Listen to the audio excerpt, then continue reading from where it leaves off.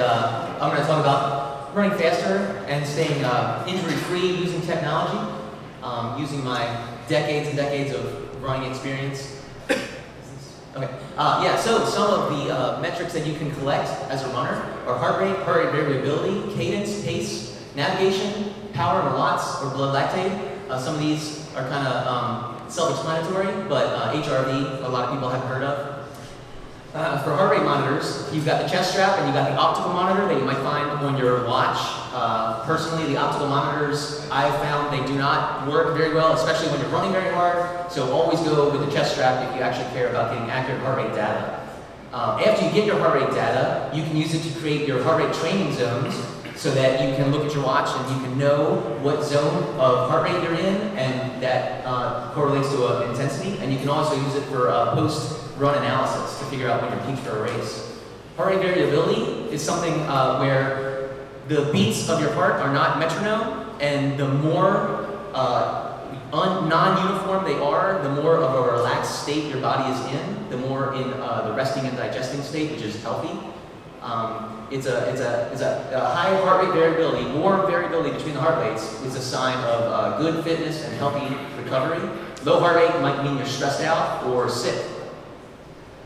Steps per minute, your cadence, is a very good thing to keep track of.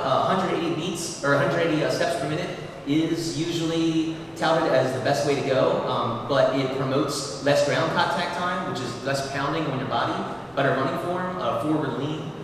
You can use your pace that you collect through your GPS watch to figure out how to pace properly to meet your goals in a race, or to help use a pace for proper training if you want to create workouts.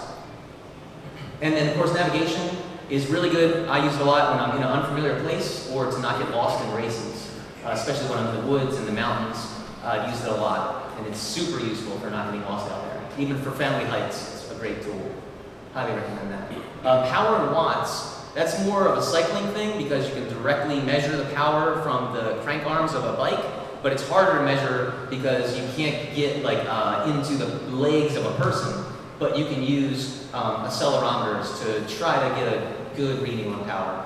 And the nice thing about power, though, is that the reading is resistant to if you have a strong air resistance, like a big windy day, or if you're going uphill, power is power no matter what your situation is.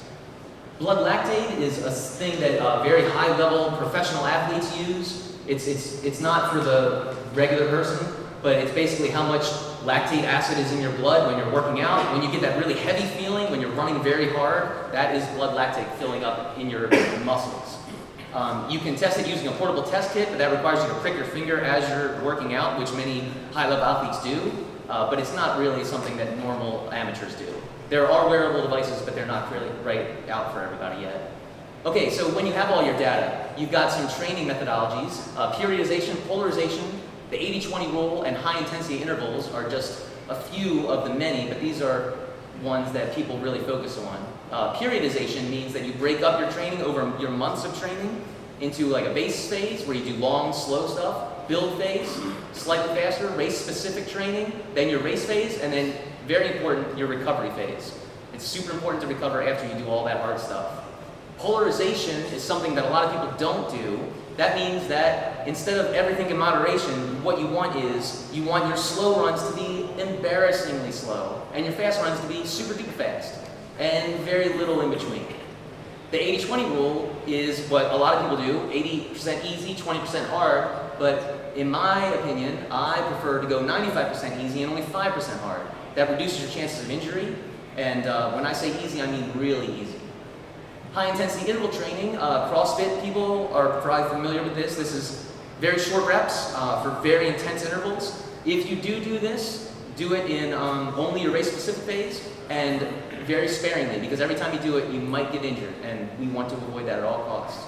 So my best recommendation is the periodized, polarized, and the 95-5 rules for really, really advanced training at an amateur level.